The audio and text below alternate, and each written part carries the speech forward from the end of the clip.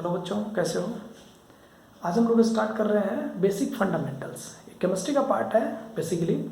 और basic fundamentals आपका simply बहुत ही एक तरह से कि इम्पोर्टेंट आपके टॉपिक बनते हैं जो लोग 9th-10th में पढ़ रहे हैं उनके लिए, या खास करके जो 9th-10th के लेवल में जो एग्ज़ाम प्रिपरेशन कर रहे हैं उसके लिए, ठीक है ना। चाहे वो गवर्नमेंट एग्ज़ाम हो या फिर और कोई भी एग्ज़ाम हो, ठीक है।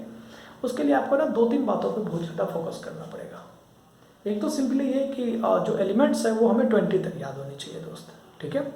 1 से लेके 20 तक ऑल मार्क्स आपको। उसके बाद थोड़े बहुत कुछ एलिमेंट्स ऐसे हैं जो बीच में इस्तेमाल किए जाते हैं, लेकिन उसकी उतनी खास ज़रूरत नहीं होती है, ठीक है। चलिए, तो पहला चीज़ आपने क्या देखा बेसिक फंडामेंटल्स में कि आपको 1 से 20 तक एलिमेंट्स के नाम पूरे जुबान पर होने चाहिए, उसके सिंबल पता होना चाहिए। आपके ऑलमोस्ट क्वेश्चन कंप्लीट हो जाएगा उससे। जैसे हमने कुछ देखे हैं कि बेसिक फंडामेंटल्स में हाइड्रोजन, हीलियम, लिथियम से लेकर हमने फास्फोरस तक की बात करा है, ठीक है। अब फास्फोरस तक की बात करें अभी फिलहाल, अभी 4-5 और लिखेंगे, अपने पास स्पेस नहीं था इसलिए हमने अभी 15 तक की बात करा है। लेकिन अब यहाँ पर एक छोटी सी बात आती है दोस्त। छोटी सी बात यह है कि अगर 2 लेटर का अगर सिंबल इस्तेमाल हो तो जो पहला लेटर होगा ना वो कैपिटल होगा और दूसरा लेटर जो होगा वो स्मॉल होगा।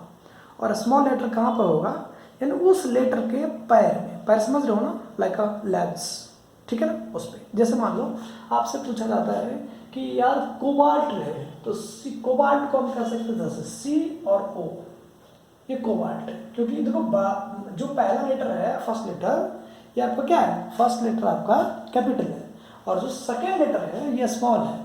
और अगर इस तरह की आपको दिखाई दे कि पहला लेटर उसी तरह का, तो समझ आना ये मिला के एक ही एटम या एलिमेंट्स हो सकता है।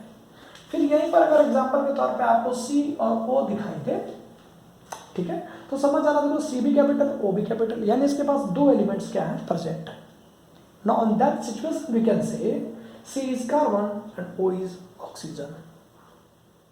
क्लियर। चलिए अब देखिए, यानी पहला लेटर कैपिटल और दूसरा लेटर क्या हो, स्मॉल, तो एक ही एलिमेंट्स होंगे। अगर अलग अलग दिखाई दे तब ये क्या बन जाएगा आपका 2 या 3, जितने भी उसमें दे रखा हो उसकी बात करेंगे, ठीक है। चलिए आज हम लोग बात करते हैं कि बेसिक एलिमेंट्स, उसके सिंबल, एटॉमिक नंबर और एटॉमिक मास, ठीक है दोस्त। यहाँ पर एक छोटा सा दिक्कत आएगा आपको कि जो सिंबल है, चलो भैया ठीक है, जो एटॉमिक नंबर है उसको डिनोट करते हैं हम लोग जेड से। एटॉमिक नंबर को किससे डिनोट करते हैं दोस्त, जेड से, जेड। और एटॉमिक मास को डिनोट करते हैं हम लोग ए से, ठीक है। एटॉमिक मास को ए से डिनोट करते हैं। तो ऑलमोस्ट हमने लिख दिया आपको हाइड्रोजन H, एटॉमिक नंबर 1 और मास 1, ठीक है। हीलियम 2, 4, इस तरह से हमने आपको मास दे दिए कहाँ तक, फास्फोरस तक का, ठीक है। अब हम थोड़ा आगे की बात कर लेते हैं, ठीक है। चलिए अब मैं आगे की बात करूँ अगर, तो आगे हम ये कह सकते हैं 20 तक की बात करते हैं। अपने को अभी तक जो जरूरत है वो 20 तक का है, ठीक है। 20 तक आपको याद होना चाहिए अगर आप 9th-10th या फिर किसी 9th-10th के लेवल में कंपटीशन की तैयारी करते हो। ये जरूरी नहीं है कि 9th-10th में ही काम आएगा ये 11th अगर बेसिक आप पढ़ते हैं तो पूरा 11th का ये एकदम से निचोड़ है, लाइक अ रूट्स, ठीक है। चलिए अब हम बात कर रहे हैं 16 का। 16 को बोलते हैं दोस्त सल्फर, और सिंबल होता है S, एटॉमिक नंबर होता है 16 और जो मास होते हैं ये होता है 32, ठीक है। 17 जो होता है ये होता है क्लोरीन, क्लोरीन CHLORIN। क्लोरीन का होता है C और small l, C capital small l chlorine, और इसके एटॉमिक नंबर होते हैं 17 और जो आपके मास होता है ये 35.5 होता है। अप्रॉक्सीमेट हम लोग 35 के अराउंड लेते हैं, ठीक है, याद रखना। और जो 18 होते हैं ये होता है दोस्त आर्गन, और आर्गन को कहते हैं A कैपिटल स्मॉल r, और इसके एटॉमिक नंबर 18 और इसकी जो मास होता है ये ऑलमोस्ट होता है 40। जो नेक्स्ट होता है ये होता है पोटेशियम, ठीक है दोस्त। अब पोटेशियम का होता है K, एटॉमिक नंबर 19 और ये होता है 39, और आपके पास बना 20, ये होता है आपके कैल्शियम, और कैल्शियम का होता है C कैपिटल स्मॉल a पैर में यानी नीचे लेग्स पर, और ये होता है आपके 20 और ये होता है 40। आपके मन में विचार आ रहा होगा कि सर दो ऐसे एलिमेंट्स हैं जिसके एटॉमिक नंबर क्या है, सेम है। अगर दो एलिमेंट्स ऐसे जिसके एटॉमिक नंबर सेम हो, ठीक है, या एटॉमिक मास सेम हो, तो उसको थोड़ा इसके बाद हम लोग पढ़ने वाले हैं। ये देखिए दो ऐसे एलिमेंट्स जिसका एटॉमिक मास सेम है, इसलिए ये बन जाएगा आइसोबार। ठीक है दोस्त, इसको क्लियर करेंगे, परेशान नहीं होना है। ठीक है, चलिए फिलहाल हम लोग बात करते हैं कि अब फंडामेंटल में हमें इलेक्ट्रॉन निकालना है, हमें प्रोटॉन फाइंड आउट करना है। Just you want to find out neutron, then what's a way. तो हम लोग कर सकते हैं इसको, क्या ऐसा लॉजिक है जिससे आप फाइंड आउट कर लेंगे। तो सिंपल लॉजिक की बात करते हैं। देखिए सिंपल लॉजिक कहते हैं इफ, देखो इसको बोलते हैं सीपी मंत्र। बड़ा काम का चीज है ये, बहुत काम का है। जैसे आप मंत्र पढ़ते हो ना, ये वो हनुमान चालीसा लाइफ उससे बढ़ के हो जाएगा तुम्हारा, ये समझ रहे हो ना बात को, लाइफ कैरियर का सवाल हो जाता है सीपी मंत्र। तो अब यहाँ पर आता है कि अगर मैं कहूँ Z, सुनो ध्यान से, अगर इस तरह का आपको दे रखा हो A और ये, तो अब इसमें क्या क्या प्रेजेंट है, क्योंकि ये अगर आपको समझ में आ जाए ये पार्ट्स, तो आप पूरे दिए गए क्वेश्चन से आप इलेक्ट्रॉन, प्रोटॉन और न्यूट्रॉन फाइंड आउट कर सकते हो। तो हम यहाँ से लिख देते हैं, जरा यहाँ पर फोकस करना, वेयर। ठीक है, अब यहाँ से X जो है ये आपका है एनी एलिमेंट, कोई भी एलिमेंट हो सकता है, और जो Z है इसको बोलते हैं एटॉमिक नंबर,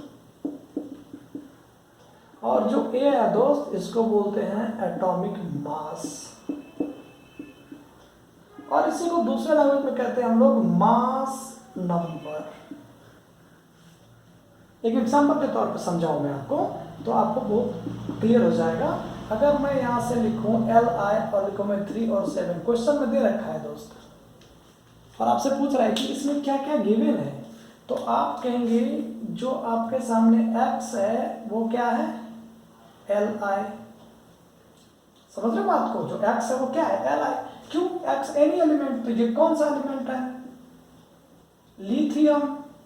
और आपके सामने Z क्या है, Z आपके सामने है 3, और एटॉमिक मास कितना है, या फिर मास नंबर, ये आपके हैं 7। कैसे पता चलेगा, एकदम देखो बेसिक फंडा बता रहा हूँ, और मंत्र है।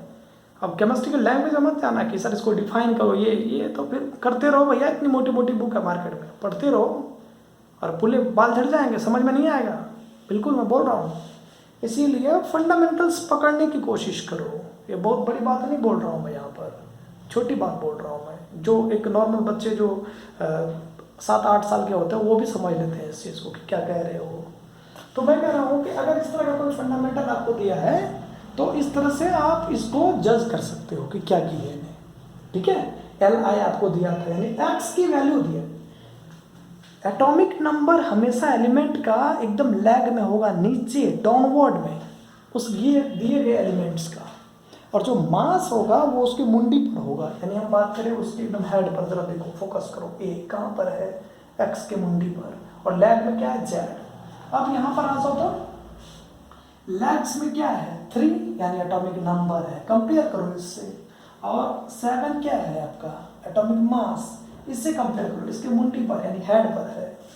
तो हम इसको बहुत क्लियरली बोल सकते हैं कि इसमें जो गिवन है वो हमें एटॉमिक क्या है, यानी एटॉमिक मास है, और ये मेरा क्या है, एटॉमिक नंबर है, और ये जो X है ये क्या है, लिथियम है। क्लियर हो गया होगा। दूसरा एग्जांपल ले लो अगर नहीं समझ में आए तो। अगर दूसरा एग्जांपल की बात करें दोस्त, तो दूसरा एग्जांपल इस तरह आपका ले सकते हैं। सपोज मान लो Li, और मैंने कहा सोडियम Na ले लिए, और यहाँ पर मैंने लिखा 11 और मैंने लिखा 23।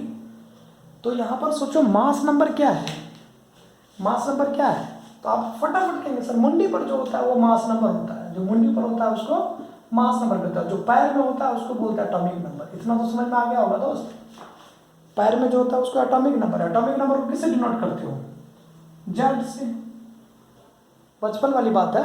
एटॉमिक नंबर किससे, Z से, और ऊपर क्या आपका एटॉमिक मास। क्लियर है। चलिए अब हम बात करते हैं थोड़ा आगे। अब सिंपली क्या होता है दोस्त, हमें फाइंड आउट करना पड़ता है इलेक्ट्रॉन, प्रोटॉन और न्यूट्रॉन। तो हम लोग दूसरा लैंग्वेज ये कह सकते हैं कि अगर मान लीजिए z is equal to E is equal to P, ये तब संभव है when the element is in neutral condition। अच्छा, न्यूट्रल कंडीशन का मतलब समझ रहे हो क्या? न्यूट्रल कंडीशन का मतलब होता है उस एलिमेंट के ऊपर कोई भी चार्ज ना हो, no charge above the atom और एलिमेंट। इतना समझना पड़ेगा, तब वो न्यूट्रल होगा। न्यूट्रल मतलब उसके मुंडी पर, सर के ऊपर कोई भी चार्ज नहीं है। अब इस चार्ज का क्या मतलब है? ये जो चार्ज है, इस चार्ज में दो तरह के बात होते हैं, तो समझो, एक होता है पॉजिटिव और एक होता है नेगेटिव। आप ये देखिए, जो एलिमेंट्स गिवन है उस पर कोई पॉजिटिव या नेगेटिव कुछ दिया है क्या? पॉजिटिव दिया है तो चार्ज है, नेगेटिव दिया है तो चार्ज है। और इसी चार्ज को दूसरे लैंग्वेज में हम लोग क्या कह सकते हैं? इसी चार्ज को बोलते हैं आयन। क्या बोलते हैं? Ion, ION। ये जो चार्ज दिख रहा है उसी को बोलते हैं आयन। इसमें हम लोग बाद में करेंगे, डिस्कस करेंगे, फिलहाल भी स्टेप बाय स्टेप चलते हैं। तो z is equal to P ये तब एप्लीकेबल होगा जब ये न्यूट्रल कंडीशन होगा। और न्यूट्रल का मतलब हो गया कि उस पर कोई भी चार्ज ना हो, नो चार्ज। और चार्ज का मतलब पॉजिटिव नेगेटिव। एक एग्जांपल ले लो, समझ में अच्छा आएगा। जैसे मान लो यहाँ पर जरा फोकस करो, यहाँ पर मैंने दिया और यहाँ पर दिया दोस्त। सोचो, एक और लेते हैं हम लोग। आपके मन में ख्याल आया होगा, सपने भी आएंगे, यार ओ के ऊपर चार्ज है क्या? उसके मुंडी पे चेक करो मेरे दोस्त, हेड पे चेक करिए। यहाँ पर देखिए कि यहाँ पर क्या है? 2 माइनस है, यानी इसके पास चार्ज है। इसके पास चार्ज नहीं है, इसके पास चार्ज Al, एल्युमिनियम की बात कर रहे हैं, ये Al है, कुछ ज़्यादा स्टाइल में लिखा गया ये एल्युमिनियम। और आपने देखा कि एल्युमिनियम पे कोई चार्ज है क्या? मुंडी पर नहीं है ना। और इस पर चार्ज है, इस पर चार्ज है, तो ये इसके लिए और इसके लिए अप्लीकेबल नहीं होगा। ये वाला टर्म इन दोनों के लिए अप्लीकेबल नहीं होगा। क्लियर है? यानी सिंपली अगर हम बात कर लें तो ये z is equal to E is equal to P तब अप्लीकेबल होगा जिस एलिमेंट या जिस भी एटम के ऊपर कोई भी चार्ज स्पेसीज नहीं हो। और चार्ज स्पेसीज को दूसरे लैंग्वेज में कहते हैं आयंस। और तीसरे लैंग्वेज में अगर आमतौर पे बात करें तो पॉजिटिव या नेगेटिव की बात करते हैं उसके ऊपर। जैसे एग्जांपल लेके समझा दिए, ये न्यूट्रल है, ये न्यूट्रल है, ये इस पे चार्ज माइनस है, इस पे चार्ज प्लस है। चलिए, तो अब इसके बारे में देख लेते हैं हम लोग कि तब क्या बात बनेगा। तो यहाँ पर क्या क्या है जरा देखिए। तो Z जो है ये आपका है एटॉमिक नंबर, ठीक है दोस्त। और ये देखिए जरा P क्या है आपका? Electron number. और P क्या है? Proton number.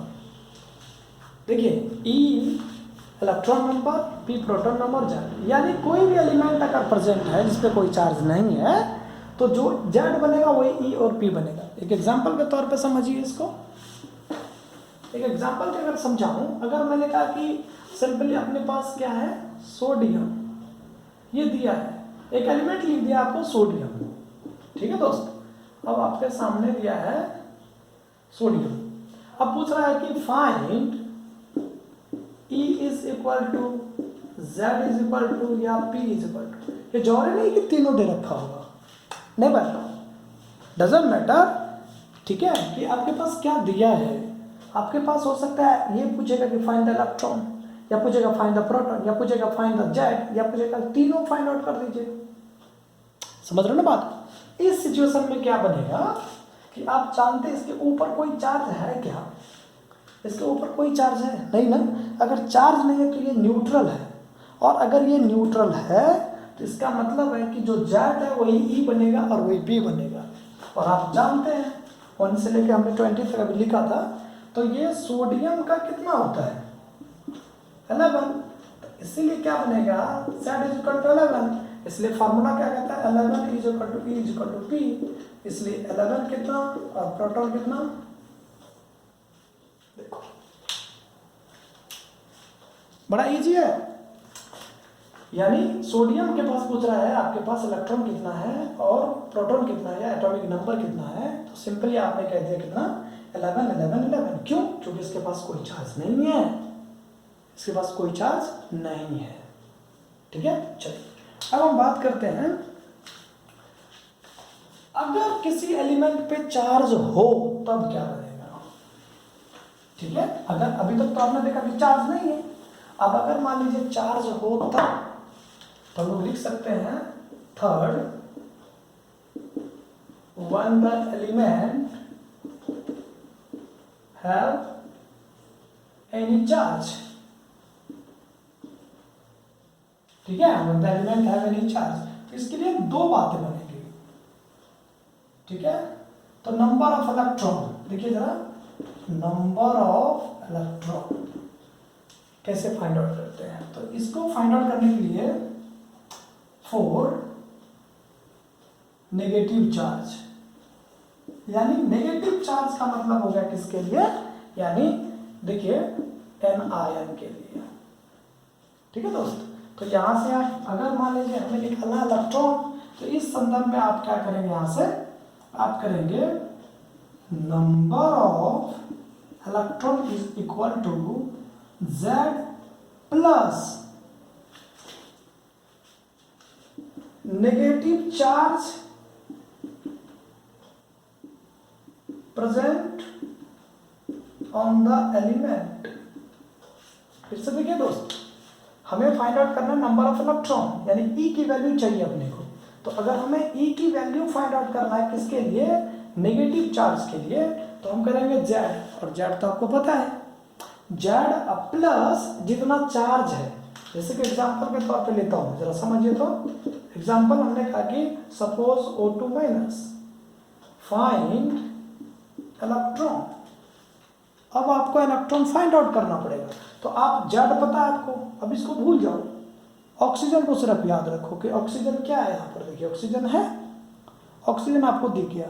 ठीक है, अब आप कह सकते हो Z किसके लिए, ऑक्सीजन के लिए कितना होता है 8, इसलिए इलेक्ट्रॉन कितना बनेगा 8, क्योंकि Z प्लस नंबर ऑफ कितना, नेगेटिव चार्ज कितना है 2, तो कितना इलेक्ट्रॉन हो गया इसके पास 10 इलेक्ट्रॉन।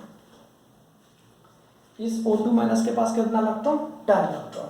ठीक है, चलिए अब हम बात करते हैं किसके लिए, फॉर पॉजिटिव चार्ज, यानी इसको बोलते हैं केटायन।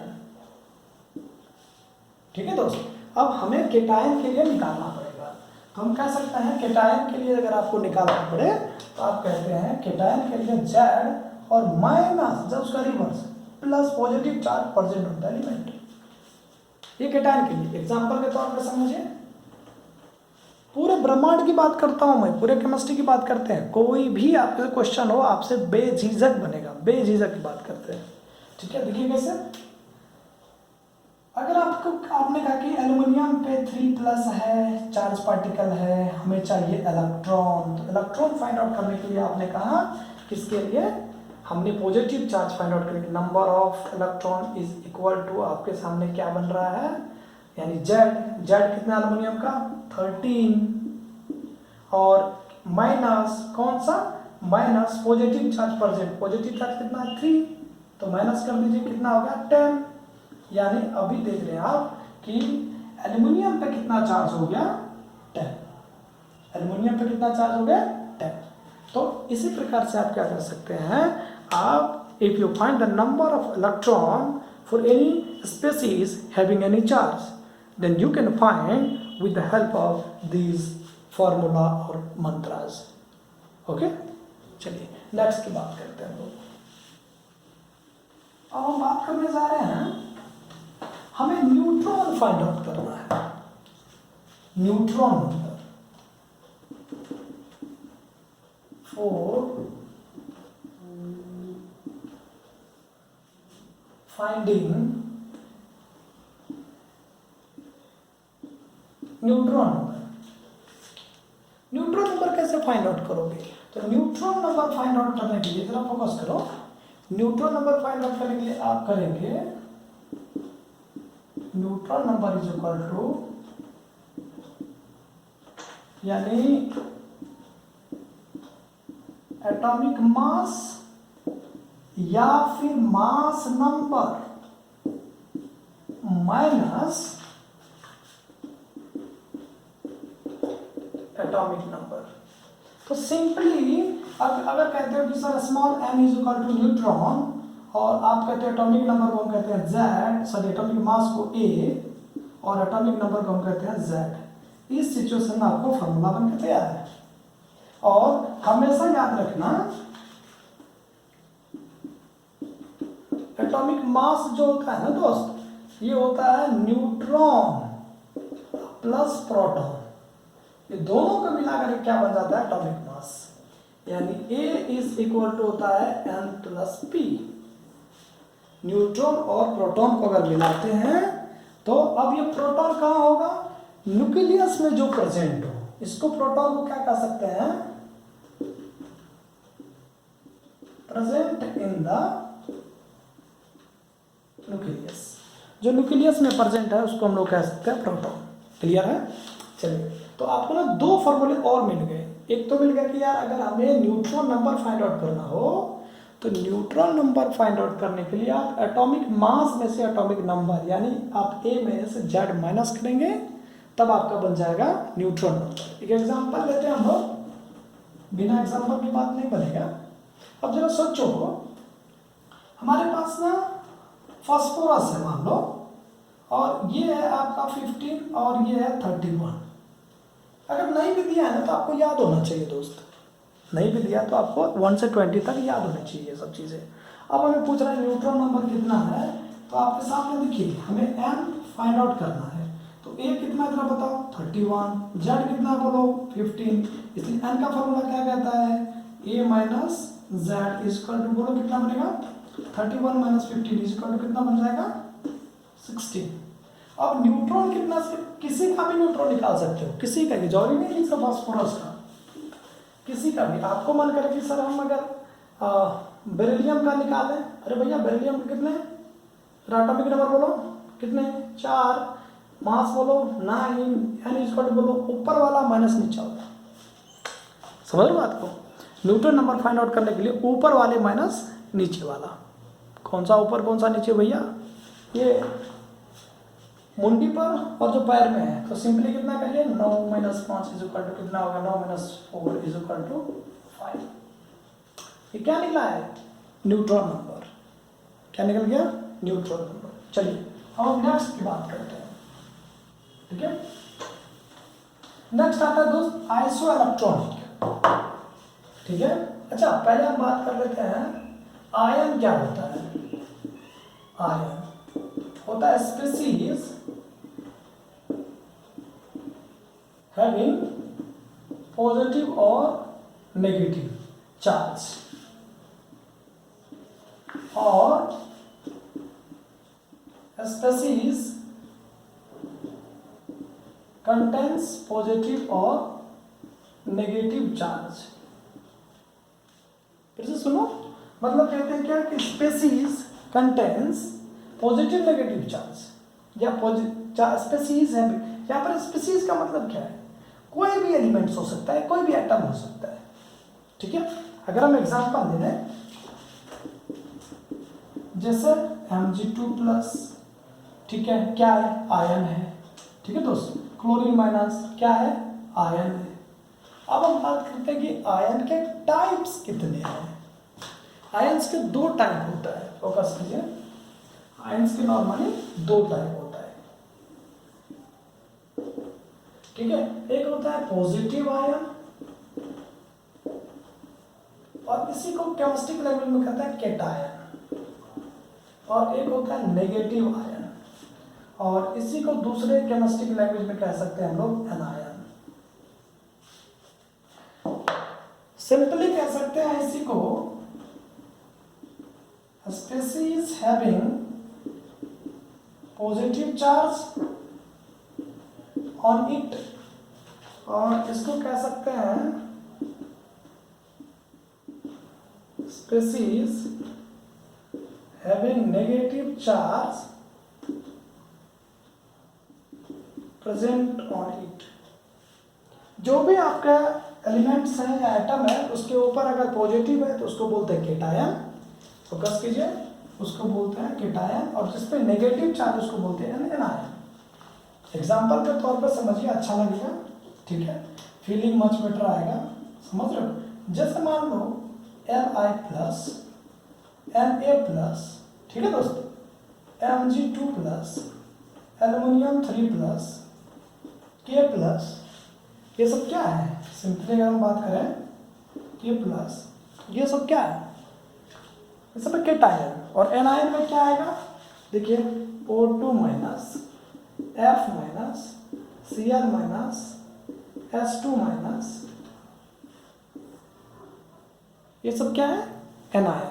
यानी आपको देखना है कि जिस पर जिस स्पेसीज मतलब ये ऑक्सीजन, फ्लोरीन, क्लोरीन या फिर मैग्नीशियम, एल्युमिनियम, ये सब स्पेसीज है। जिस भी स्पेसीज पर आपको पॉजिटिव चार्ज मुंडी पर पॉजिटिव दिखे उसको बोलेंगे केटायन, और जिसके मुंडी पर नेगेटिव दिखे उसको बोलते हैं एनायन। एग्जांपल देके समझा दिए, क्लियर है? चलिए अब एक छोटा सा टॉपिक बनता है आइसो इलेक्ट्रॉनिक, समझना जरा। आइसो इलेक्ट्रॉनिक में बच्चे फंसते हैं ज़्यादा, ठीक है।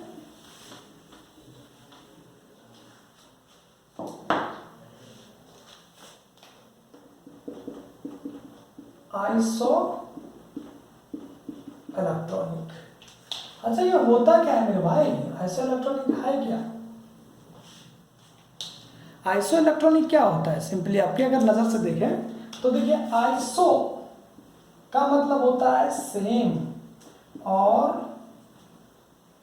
इलेक्ट्रॉन का मतलब हो गया इलेक्ट्रॉन। तो आपको पता चल गया होगा दोस्तों, आइसो का मतलब सेम और इलेक्ट्रॉनिक का मतलब क्या हो गया? इलेक्ट्रॉन।